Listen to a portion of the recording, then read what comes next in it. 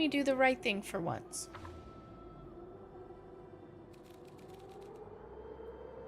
Luca had no choice but to... What do we do? Refuse or accept?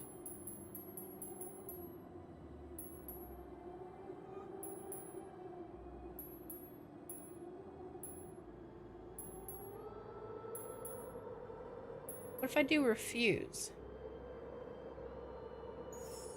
Luca had no choice but to refuse Iggy's request. He tightened his grip and reached for the walkie-talkie in his pocket. A wild delight crept onto Mr. Kerr's face. That's a good lad. Now, radio for help.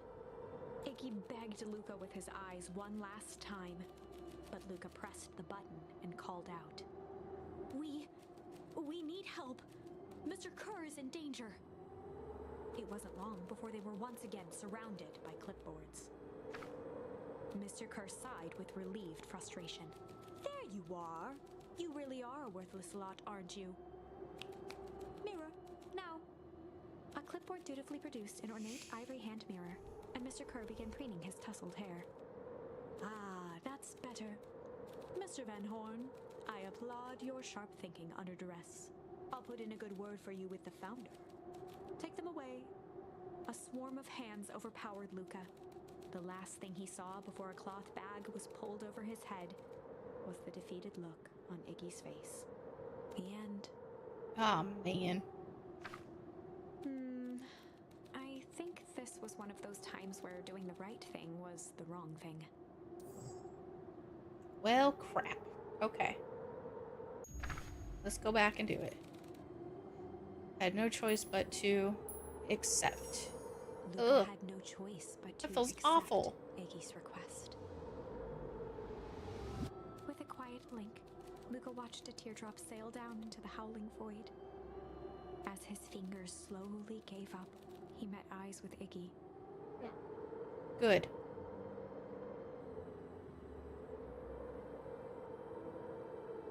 The Aww. two silhouettes were swallowed by darkness.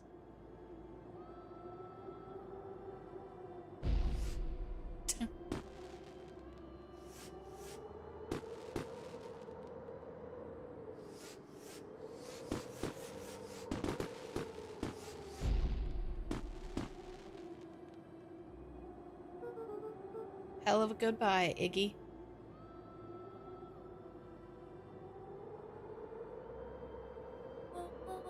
Luca, you should really step back.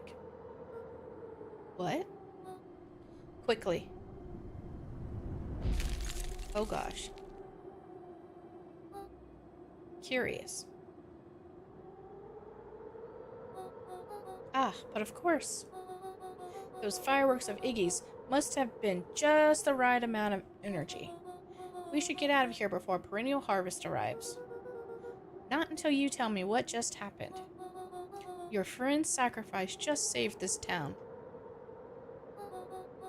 For a little while, anyway. How? Oh, Mama Tato, you missed it. We killed Iggy.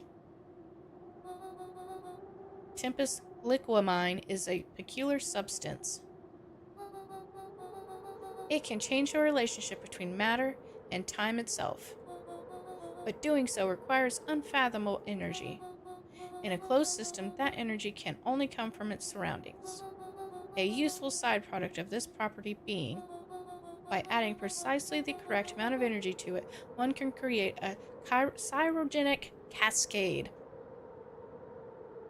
If you see it all, you have no reason to play it yourself, yeah. So the gunk makes things cold and the fireworks made the whole freeze over.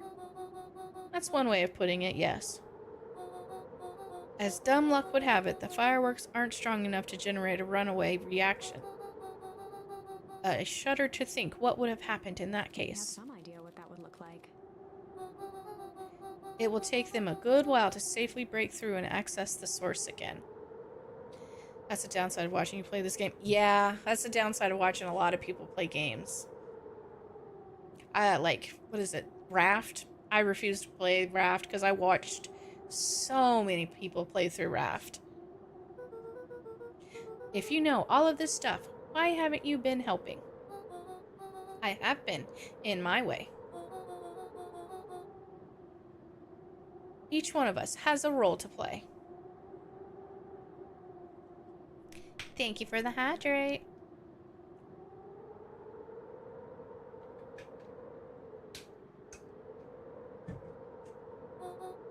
Iggy's role, it turns out, was to buy us precious time. Mine has been to observe and wait. Wait for what? You. Me? Why? What's my role? Make me wear funky glasses while reading. A fierce twinkle flashed in Nat's eyes. Luca Van Horn, you're going to save the world. Okay. With a chuckle, Nat turned and walked west. Dumbfounded, Luca followed behind him, trudging through the snow. Every step taking him further away from everyone and everything he knew. And to be continued Oops. in Beacon Pines, Pines Harder. Revenge served cold. Second time's a charm? Wait, that's it? This ends with a crummy cliffhanger just when it was getting good? I was even starting to like Iggy. No way. I refuse to be associated with some never-ending parade of sequels. Let's go back and find something more definitive. Well, shit. Okay.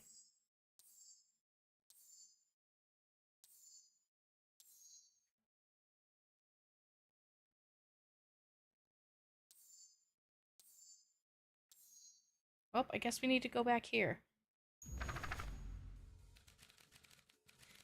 They needed to know what he was doing in Luca's house. After some deliberation, it was decided they'd run the classic good cop, sly cop. They'd run the classic good cop, sly cop interrogation.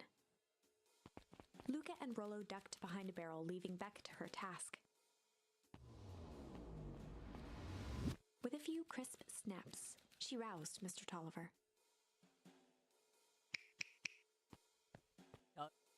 What? What's going on here? You're that Modeville girl. Please, call me Beck. Sorry about all this. Mr. Tolliver looked down and shifted a bit, testing his restraints. It seems there's been a mix-up. You see, I'm down here for the same reason you are.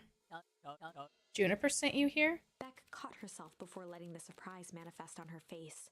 She'd already gotten him to reveal his relation to Gran. This was gonna be easy. You know how Juniper is with her precautions. Operation Sparkplug has us all on edge. I guess she thought you needed some backup. But she sent a child? What better way to avoid prying eyes? Who would suspect a kid? I suppose that makes sense. Mr. Tolliver wriggled a bit in his restraints. Oh, I'm so sorry. Beck quickly removed the ropes. That had to be uncomfortable. A little, yeah. But you understand. We never knew who to trust in this town. Mr. Tolliver rubbed the growing knot on his forehead. Very true.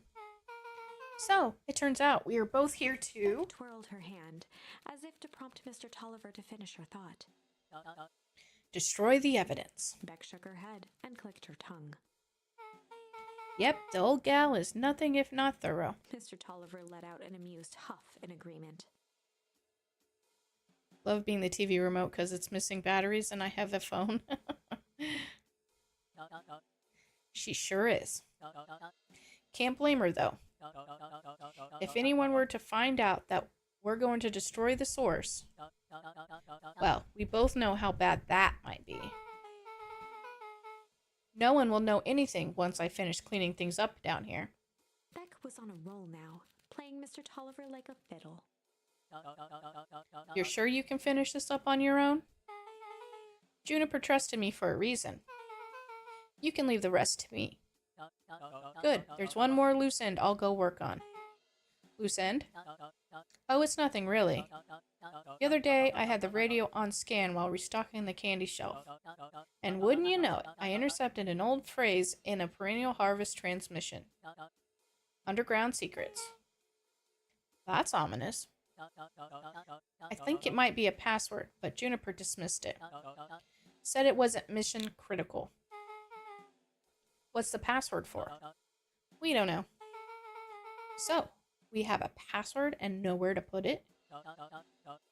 It's gotta mean something, right? Good thinking. You should probably go work that out. I've got this under control. That's a relief. Between you and me, this basement gives me the willies. Heading for the stairs, Mr. Tolliver hesitated and turned to Beck with a puzzled look. She grinned and gave him a peppy wave. With a shrug, he continued up the stairs, whistling a jaunty tune. You guys catch that?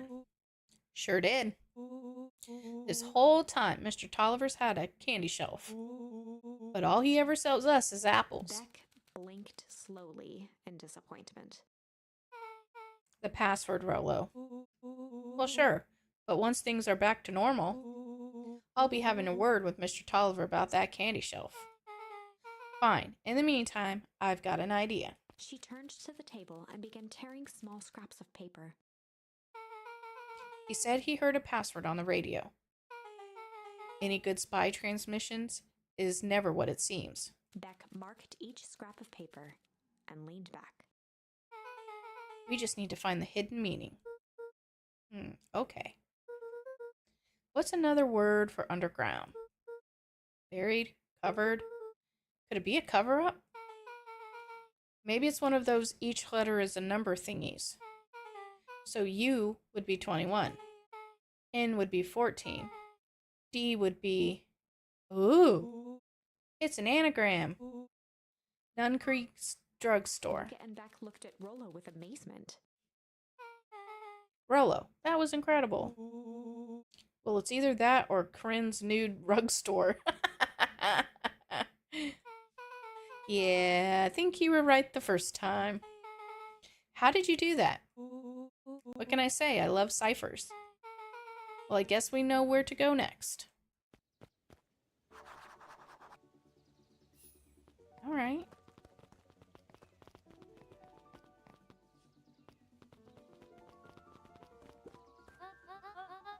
You scared me half to death. Sorry. You kids haven't seen Mr. Tolliver around here, have you? Nope. He's got me waiting around like the last slice of pie. I swear, that man would be late to his own funeral.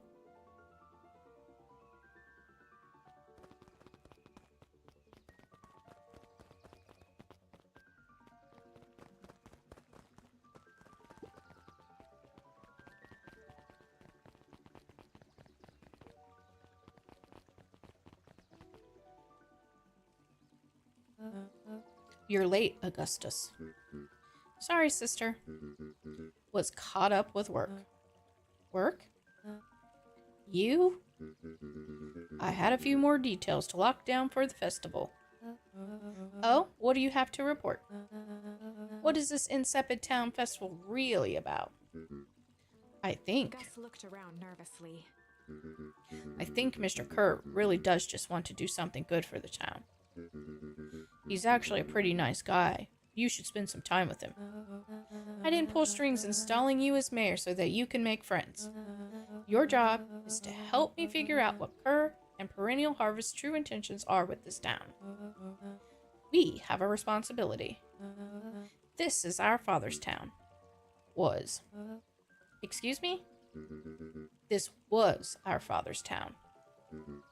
He's gone, Eris, and he isn't coming back. Father left us with nothing but problems. Mr. Kerr came here and offered to help us. We accepted that help. We didn't agree to them turning Father's warehouse into a toxic dumping ground. That's just a temporary arrangement. The glow can be seen from our damned backyard. They are dumping their nasty little secrets on us. When all this inevitably goes wrong, who do you think will be blamed?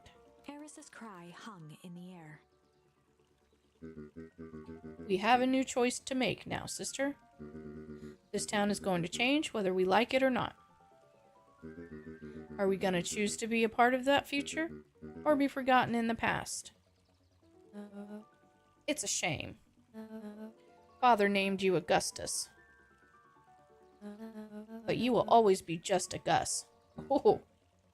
See, I like the creepy side of this, not the sad, yeah. Good night, Eris. I'll see you at breakfast tomorrow.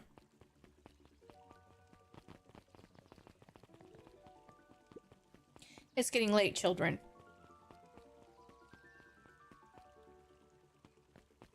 Dang. A stupid book lady. She's always over here reading a dang book. Knowledge, he spat with a sneer. There exists a gulf between knowing something and being able to do the damn thing about it. I do hate when the villain makes a good point.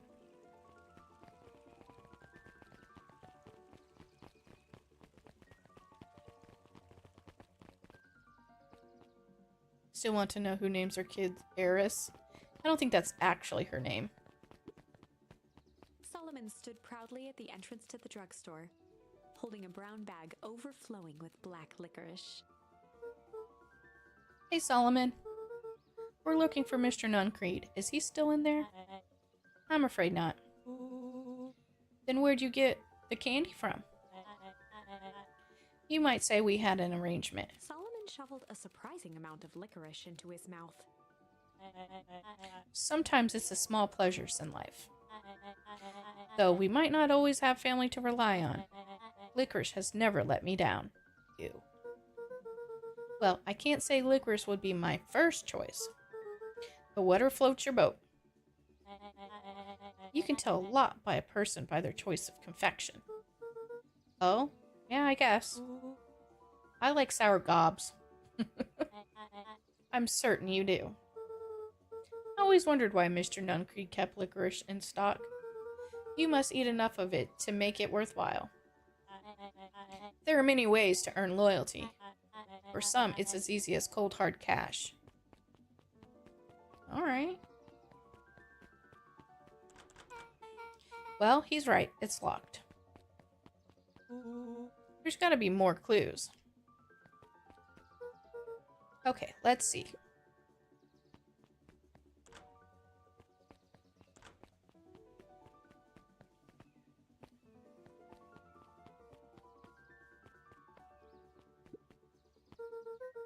Have you ever seen anyone actually use this thing? Besides Mr. Nuncreed? No. Beck cupped her hands on the glass to peek inside. This is not a normal phone booth. It's got like a blinky keypad. Why would there be a blinky keypad? Crin's Nudes Rug Store! I mean, Underground Secrets! The password! Beck flung open the door and they all squeezed in.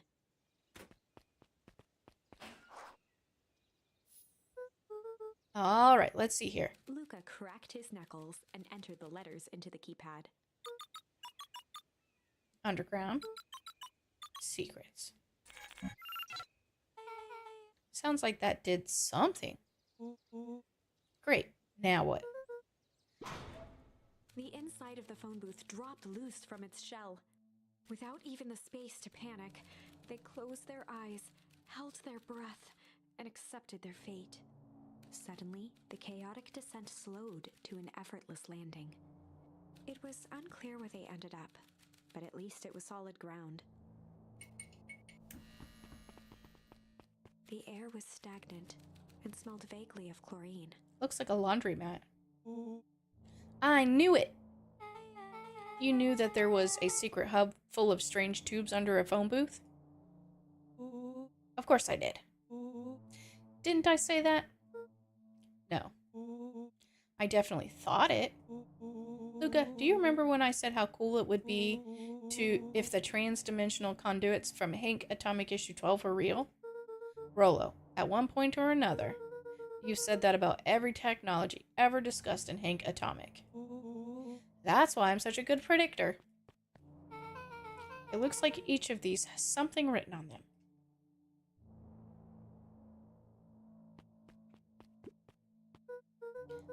This suit has a broken mask. So, have we found our mystery warehouse creeper? We've at least found their hazmat suit. If it walks like a nun creed and talks like a nun creed, let's not jump to conclusions. Just saying. Valentine Fertilizer Warehouse. Isn't that where you almost got snatched? Yeah. Why would Perennial Harvest have a tube going to the old Valentine place? This is starting to feel like something big. Perennial Harvest main office. That's where my mom works. What does she do? Science stuff. Is she involved in all of this? We just moved here. How could she be involved? True. Mining Operations Alpha. You guys have mines here? Not that I know of. This town is all farms and fertilizer. And a series of tubes. Pa always says you can only trust a miner up to a point when they hit gold. Not sure how that wisdom applies in this exact situation. That's the thing about Pa. You don't always realize what he means until it's too late. That's a lot of buttons. Stand aside, Earthlings. I've read enough Hank Atomic to know my way around sci-fi tech. Rollo's hands hovered over the field of blinking buttons. Eeny, meeny, miny. Rollo, what did you do? Nothing. I didn't even mow yet. What was that? Hide! Where? There's nothing but weird tubes down here. Just get back. Oh gosh. Shit. Shit. Shit. Awesome!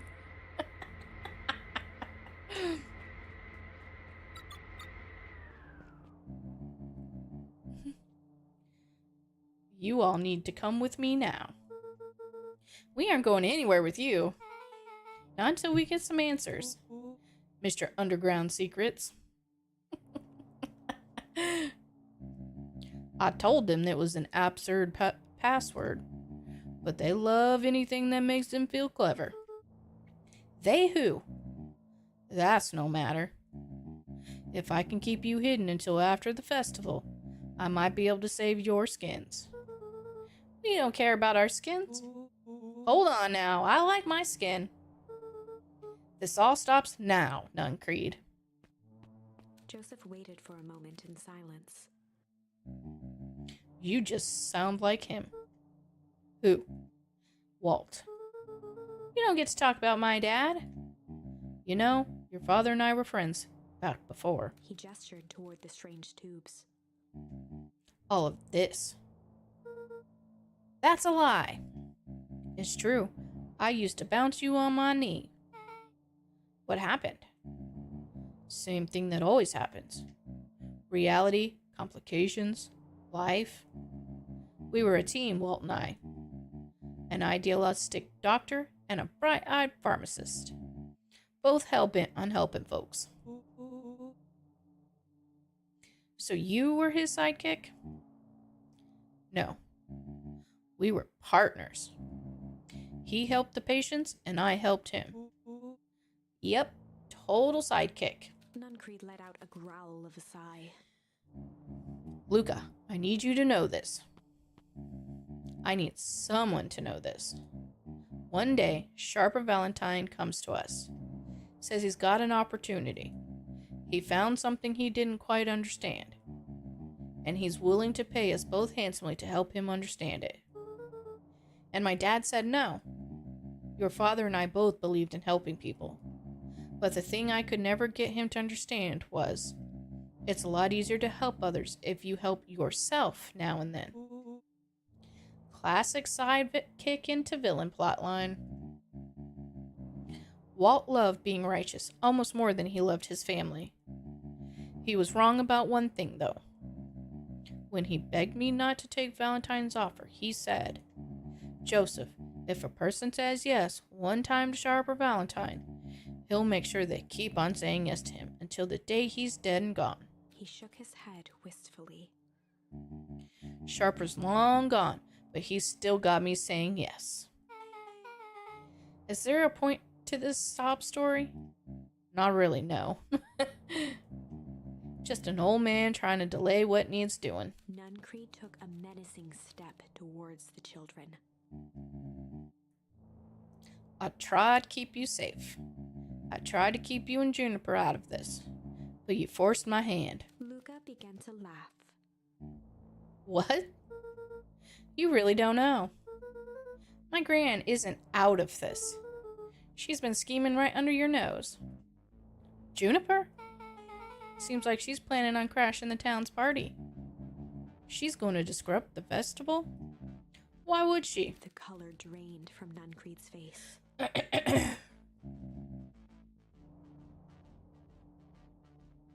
How does she know? Apparently she knows a lot of things. What? Let's just say this isn't the only underground lair we've busted into today. And honestly, hers is way cooler. She's got maps and explosives and bad intentions, big man.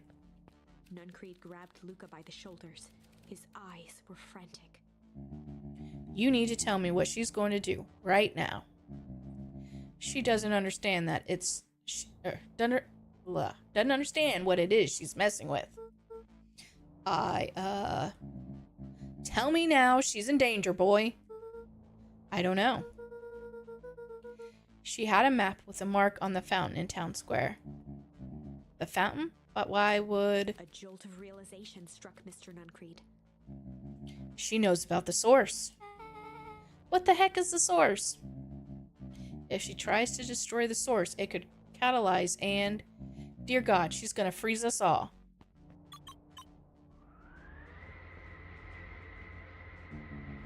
Y'all need to run. Run where? Away. As far away from this town as you can get. Head west, don't look back. That did not go how I expected. So, we're totally following him, right? Totally. See you on the other side.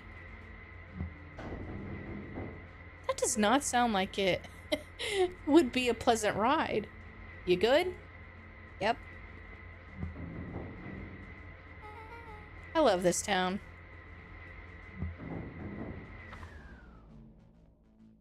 Chapter 8. The Cold, Hard Truth. Beck leapt up, allowing the suction to yank her into the dark. Dimness eclipsed around her like the shutter of a camera as she seemed to cover great distance in mere moments. Her only points of reference were glints of upcoming turns, which approached with frightening speed, only to carom her gracefully along. She heard the tinny, distant echoes of Rollo's glee. Once she stopped fighting against it, the ride was impossibly smooth.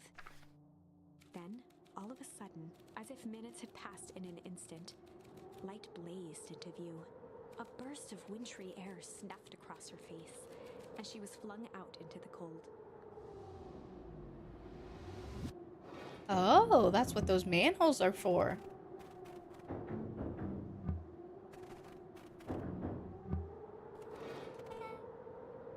That was intense? Yeah. I think I might have parted with some fluids in there. Any idea where we are? Somewhere cold. Doesn't look like it got on any of us. I didn't feel like we traveled that far. So where did it all go? This place sucks. Why would anyone even want to blow something up out here?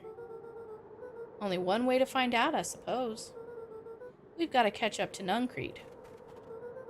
I think he went this way.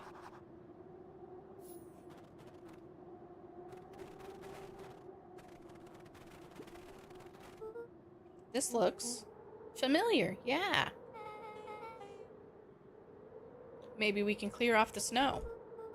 No time, Nuncreed's getting away.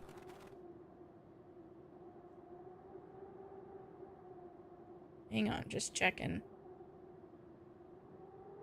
Making sure my kid didn't text me. Nope, okay.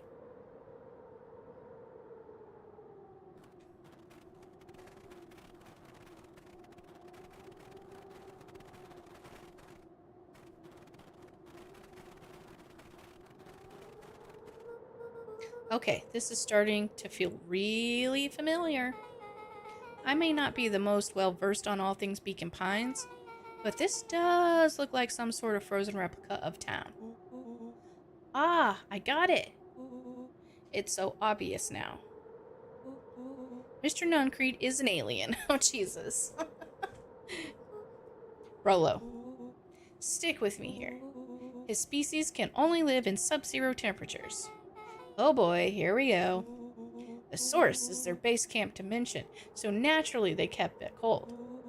We found it by traveling through those metallic wormholes back there. The final objective? Kill us all and shapeshift into Beacon Pine citizens of their choosing. You never really had me, but you very much lost me there. You get used to it. We should keep moving.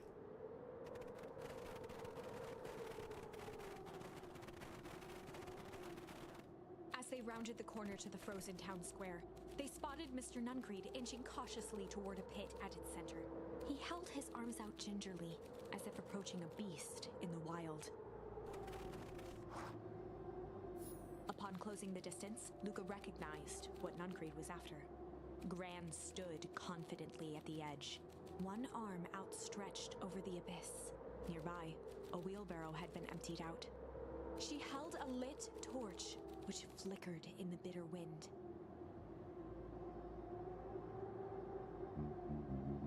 Merlin, welcome back.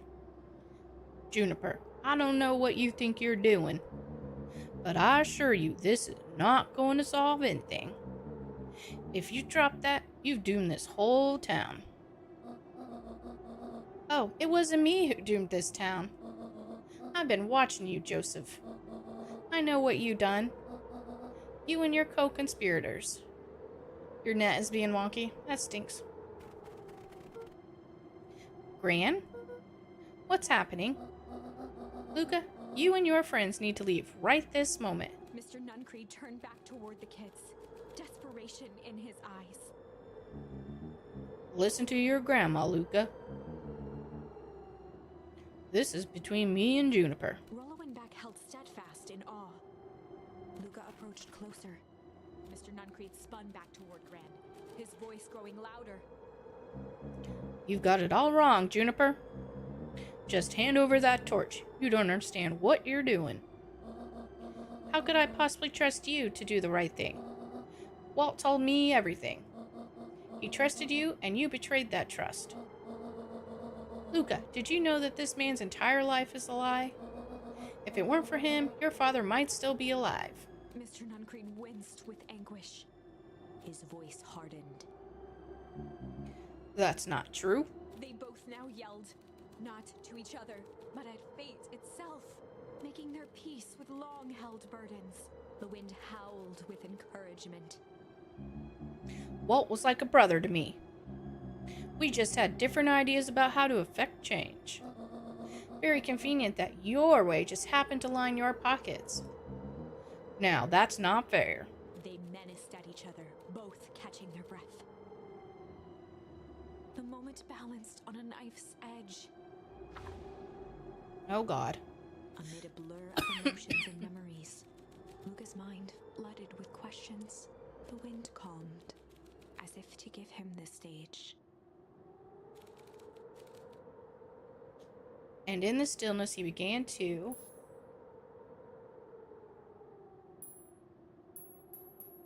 Which one do we do? Weep or hum? I'm thinking hum.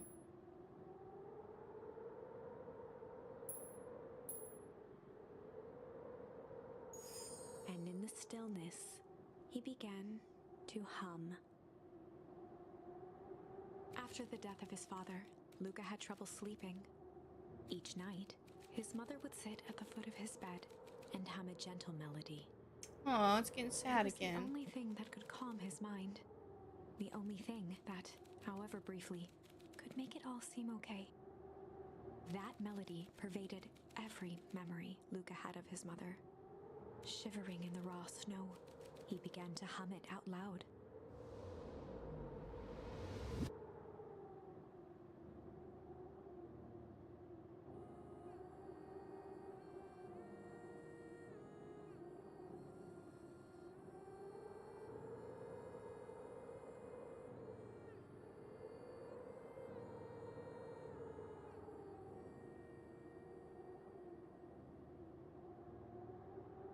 Gran lowered the torch, listening closely.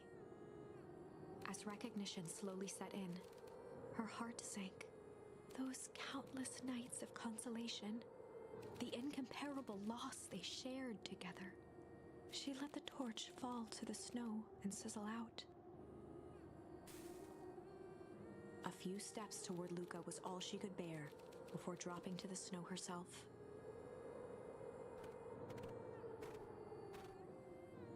Through a flood of tears, she began to hum along, note for note.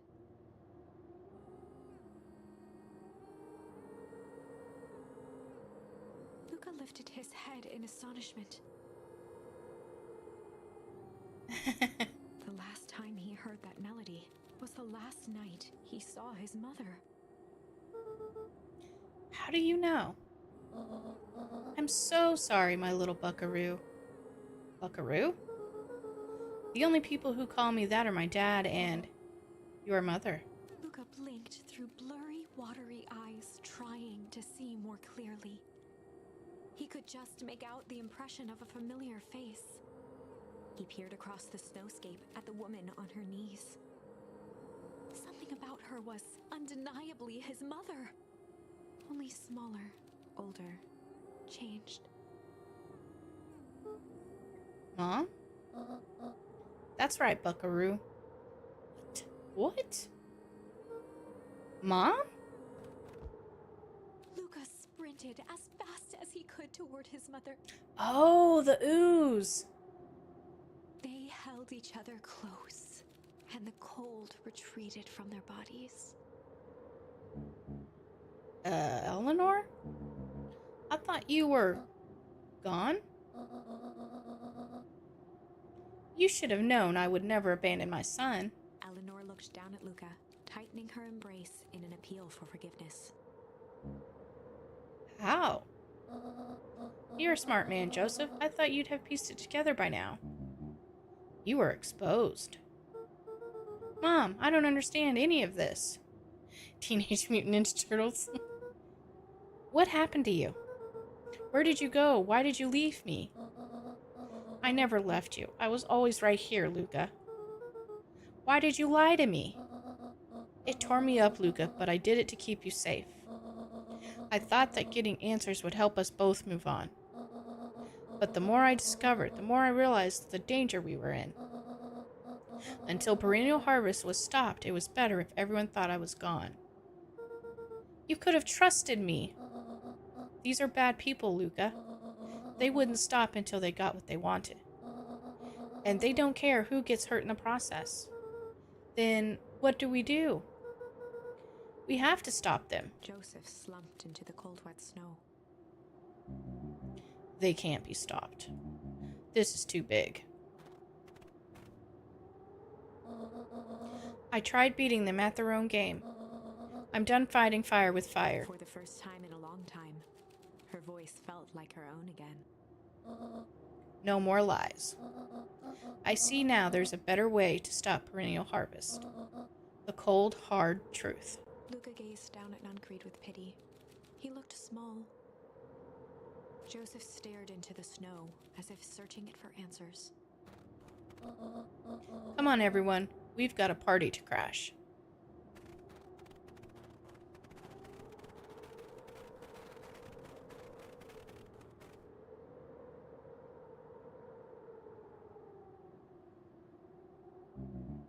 You don't understand. He always wins. is such a Chapter 9. weird game. The Devil You Know. 7 months ago, Eleanor Van Horn crept down the maze of sterile hallways under Perennial Harvest. She stopped in front of the large steel door marked Deep Engineering. No turning back now. She raised a trembling hand. The stolen keycard worked as promised, and the door buzzed open with mechanical efficiency. She was immediately hit with the smell of disinfectant. It was some sort of laboratory. In one corner was a desk covered in papers. Across the room stood a tall metal pod with hoses protruding from its base.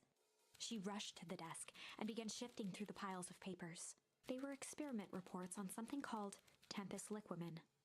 There were dozens of them, every one stamped failed. Eleanor heard the sharp echo of footsteps approaching. She was out of time. Her eyes scanned the room, eventually landing on the strange pod. Muttering a curse under her breath, she dashed over and dove inside.